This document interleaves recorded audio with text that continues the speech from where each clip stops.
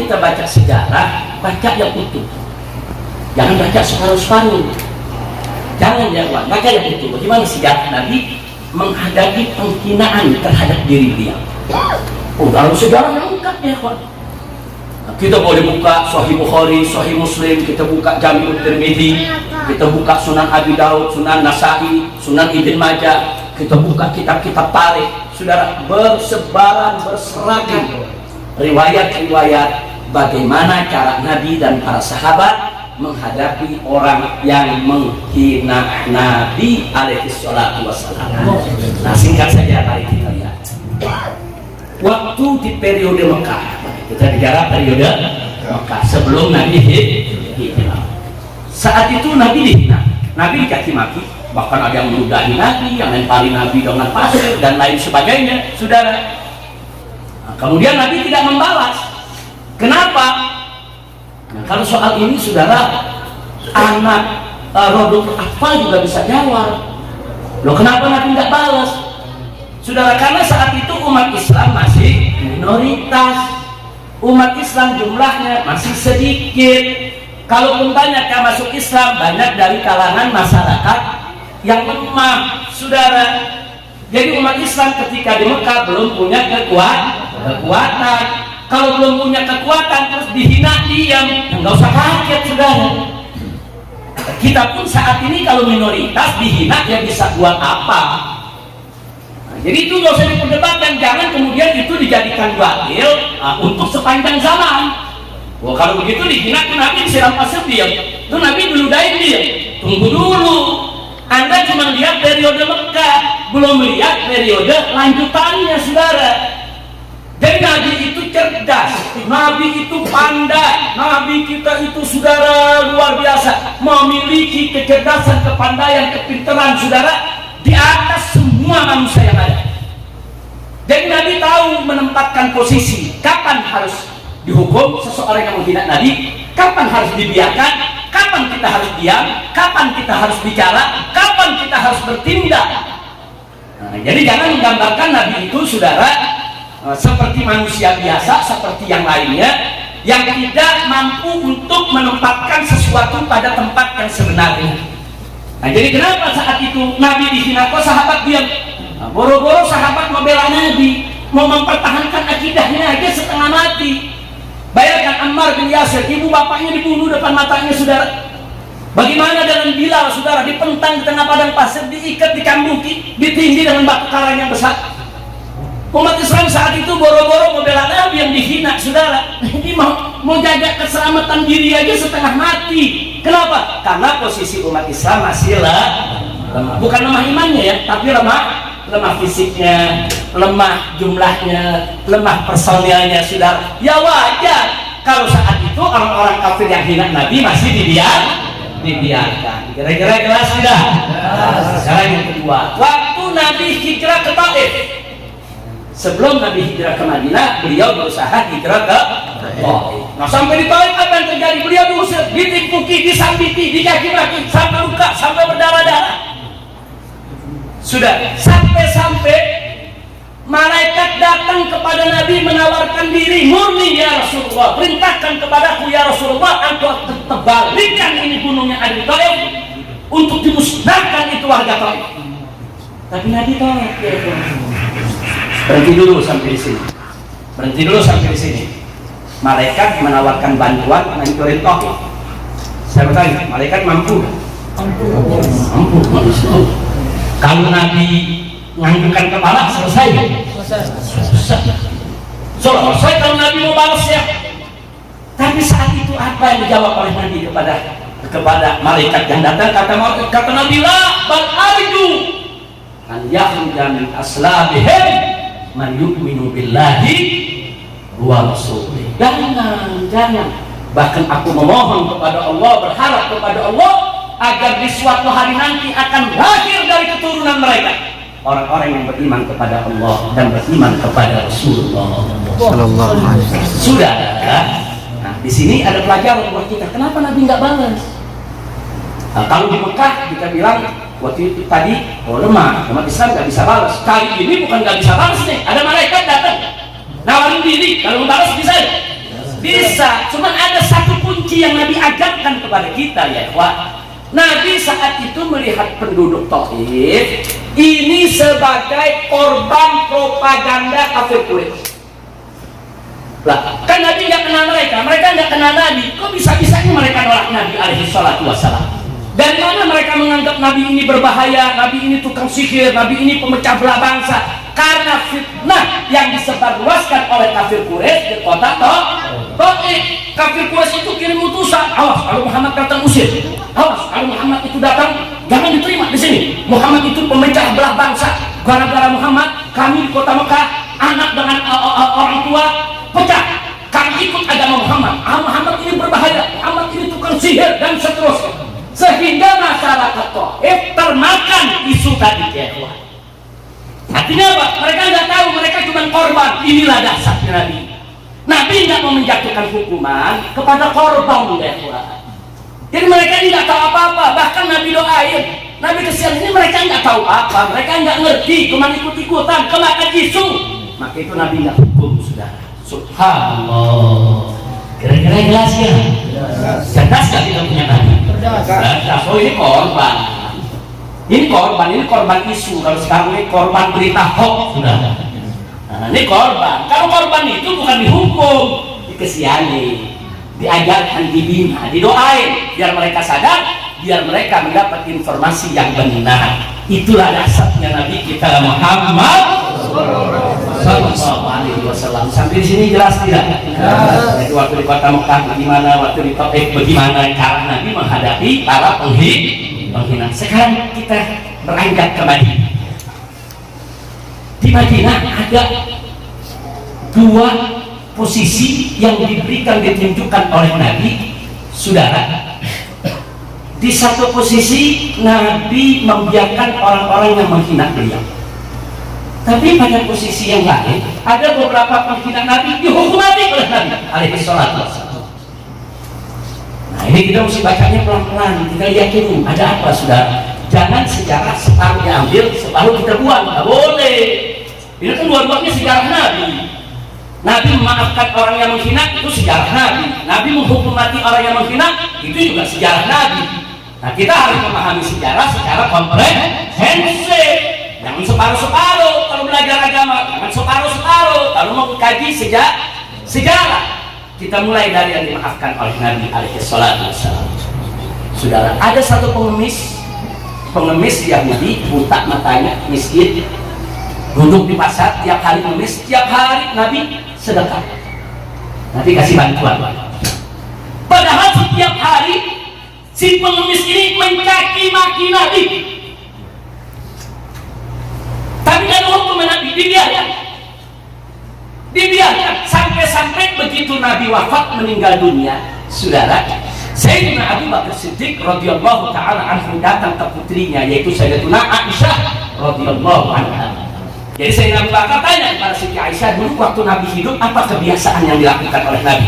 Seperti membantu para janda, membantu para yatim, membantu pengemis dan lain sebagainya. Salah satu yang disebut oleh Siti Aisyah, di pasar itu ada pengemis yang Nabi nggak pernah lupa bantuin. Sayyidina Abu Bakar melanjutkan kebaikan Nabi Sina. Nah, ini satu cintanya Sayyidina Abu Bakar Siddiq radhiyallahu anhu kepada Nabi kita Muhammad sallallahu alaihi wasallam. Dulu yang pernah dibantu Nabi janda mana? Dibantu Abu Bakar Siddiq. Dulu yang pernah dibantu sama Nabi yatim mana? Dibantu oleh Sayyidina Abu Bakar Siddiq. Nah, Sayyidina Abu Bakar datang ke orang tadi, dibantu oleh Sayyidina Abu Bakar sebagaimana dulu Nabi. Begitu dibantu, dipegang tangan Abu Bakar sama si pengemis tadi. Si pengemis ini bilang apa? Ini tangan bukan tangan yang biasa bantu lagi. Karena tangan yang dipegang dulu tangan ini tangan lain. Begitu. Saya nampak dia, namun nggak lama kemudian orang yang memberikan ini puji orang, bagus, terima kasih kau sudah berikan aku. Jangan seperti Muhammad tuh, biar kaki maki lagi. Kaget Sayyidina Abu Bakar. Sayyidina Abu Bakar kaget tanya sama itu orang, kau nggak salah mencaci maki Muhammad? Ya Muhammad begini. Kau tahu Muhammad itu? Kau pernah ketemu Muhammad itu? Dia nggak tahu ya Pak. Dikasih tahu oleh Abu Bakar Siddiq, kau tahu orang yang setiap hari membantumu di sini yang tadi kau sebut tangannya begitu lembut penuh kasih, itulah Muhammad yang membantu. Oh, kaget. Orang tadi kaget, menyusul, menangis, saudara. Nah, jadi kita lihat di sini, saudara. Pertanyaannya, kenapa Nabi nggak hukum? Kenapa Nabi nggak bunuh, saudara? Saudara, ada orang miskin, matanya buta, ngemis di tengah pasar, menghina Nabi. Terus kalau Nabi bunuh, apa kata dunia, saudara? Kira-kira dunia bilang apa? Kok betul? Orang miskin, orang buta, orang yang nggak ngerti apa-apa dibunuh. Apa kata dunia, saudara? Nabi itu cerdas, saudara. Ini orang buta, nggak tahu apa-apa, nggak ngerti apa-apa. Udah biarin aja, kenapa sih? Itu dasar di jiwa kita punya Nabi. Nabi tahu mana mesti dihukum, mana tidak perlu dihukum, saudara. Nah, jadi nggak setiap orang main hukum, tiap orang main hukum, saudara. Enggak. Kita kalau menegakkan hukum, jangan hanya terpaku kepada faktor hukum. Di sana ada faktor kemanusiaan, di sana ada faktor keadilan, di sana ada faktor-faktor lain yang harus kita lihat, ya kawan. Tidak hanya monoton bicara soal hukum. Kalau bicara soal hukum, yang mesti dihukum mati, selesai. Nah, tapi nggak begitu. Pola pikir Nabi kita bisa lihat. Oh, ini perempuan, kalau nanti dibunuh apa kata dunia, ya kawan.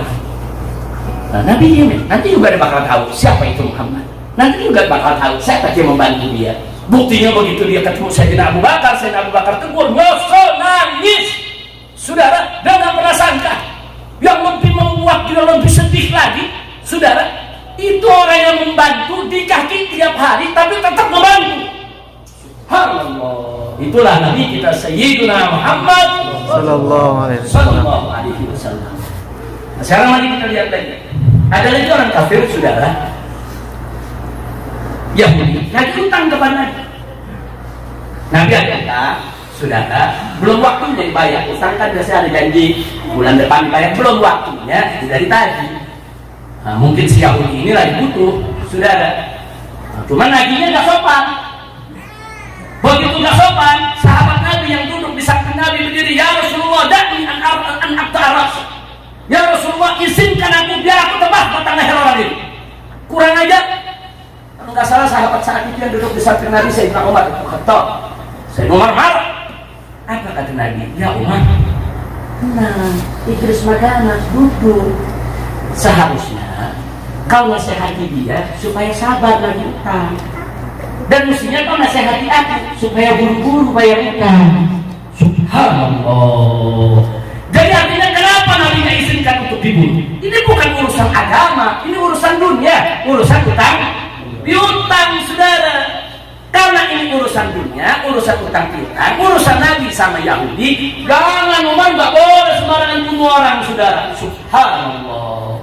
Jadi terjawab, kenapa nggak dibunuh? Kenapa nggak dihukum mati? Karena itu urusan pribadi. Ini dasarnya karakter kita punya Nabi. Kalau urusan pribadi, Nabi dihina, Nabi dicaci maki, Nabi tidak akan balas siapa. Kalau urusan pribadi, enggak, Nabi pemaaf. Tapi kalau urusan agama, saudara, coba dilecehkan, coba direndahkan, pasti Nabi akan menegakkan hukum, saudara. Jadi tolong dibedakan karakter kita punya Nabi. Kalau pribadi, Nabi maafin. Kira-kira jelas tidak? Oh, ini pribadi, urusan utang dia marah, ya sudah. Nabi maafin. Yang ketiga, saudara, waktu Nabi dan para sahabat di kota Madinah ini mau berangkat perang. Begitu berangkat perang di jalan, saudara, ada beberapa kuda para sahabat itu menginjak pekarangan kebun orang Yahudi. Orang Yahudi punya kebunnya diinjak pasukan, kan rusak kalau kuda pada masuk ya. Marah ini Yahudi, marah keluar sumpah serapah. Sudah, antum bisa bayangkan, inilah pada mau perang di kuda perang pakai pedang, ada Yahudi naik kaki, kira-kira bagaimana? Wah, hari mati gitu, sudah. Sahabat marah, udah cabut pedang, kurang ajar. Begitu Nabi bawa, Nabi tahan. Jangan.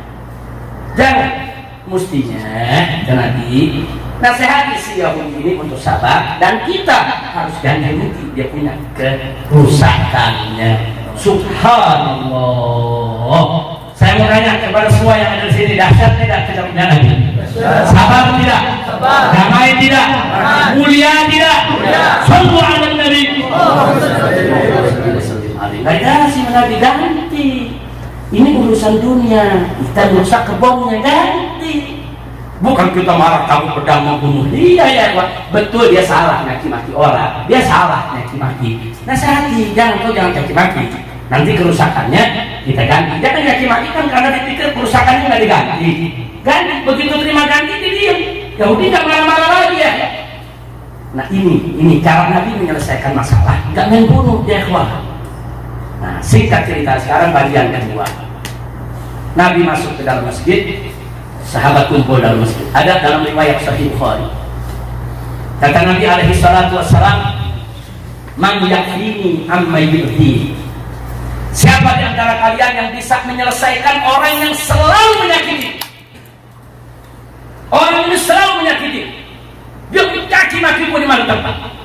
Namanya Ka'ab ibn Ashraf, tokoh Yahudi ya. Kemudian seorang sahabat Muhammad bin Maslamah angkat tangan, "Ana ya Rasulullah. Aku yang akan selesaikan dia ya Rasulullah." Keluar dari masjid cari itu orang, dibunuh ya. Dibunuh, penggal kepalanya, bawa depan Nabi. Selesai. Kenapa yang ini dibunuh, kok yang itu nggak dibunuh ya Tuhan? Yang tadi urusan kebun, urusan utang, urusan perempuan miskin di tengah pasar ya Tuhan. Nabi maafkan, Nabi biarkan. Tapi yang ini lain, ini tokoh Yahudi keluar masuk kampung, keluar masuk rumah, di mana-mana memfitnah Nabi, di mana-mana menghina Nabi. Nabi tidak terima, makanya Nabi katakan, "Man yakfini amma yudhi." Siapa di antara kalian, hai sahabatku, yang bisa menyelesaikan orang ini, yang selalu menyakitiku? Berangkat sahabat, saudara. Ini ada dalam Sahihul Bukhari, bukan hadis dhaif. Ini bukan hadis maudhu, saudara, ini hadis sahih. Berangkat. Nah begitu juga ada satu lagi, saudara. Satu lagi Yahudi namanya Abu Rafi. Saudara, sama. Nabi kumpulkan lagi sahabat. Nabi tanyakan siapa yang siap untuk membunuh daripada Abu Rafi tadi. Sahabat angkat tangan Nabi, berangkat, dicari, dibunuh, selesai. Nah sahabatnya banyak ngomong ya Tuhan, mana menyakiti Nabi? Apalagi sudah diperintah oleh Nabi, jangan berangkat, dibunuh atas perintah Nabi. Jadi jangan kita kemudian malu cerita, malu nih, masa sih Nabi mengirim sahabat untuk bunuh orang? Ya ikhwan, ini Nabi sedang menegakkan hukum, bukan Nabi ganas, bukan Nabi jahat. Ini hukumnya dari Allah. Enggak boleh orang menghina Nabi Muhammad Sallallahu Alaihi Wasallam. Kalau nggak mau dibunuh, ya jangan hina Nabi. Selesai, saudara. Dan nggak sampai di situ, saudara. Beberapa sahabat di tengah jalan bertemu dengan orang yang menghina Nabi, dibunuh. Sayyidina Ali pernah bunuh satu perempuan Yahudi di tengah pasar, sudah dibunuh karena menghina Nabi. Abdullah ibn Zubair pernah bunuh orang, Khalid bin Walid dibunuh. Siapapun yang menghina Nabi ya. Dan semuanya direstui oleh Nabi alaihi salatu wassalam. Tidak ada satupun yang tidak direstui oleh Nabi. Padahal Nabi nggak nyuruh dia. Kalau tadi kan Nabi suruh tuh Abu Rafiq sama Ka'ab bin Ashraf. Kalau ini Nabi nggak suruh. Sahabat saya di jalan ada orang menghina Nabi, dikasih peringatan nggak ngerti, dibunuh. Habis itu baru lapor Nabi, "Aku membunuh seseorang ya Rasulullah." "Kenapa kau bunuh?" "Karena dia menghina, aku nggak kuat." Selesai.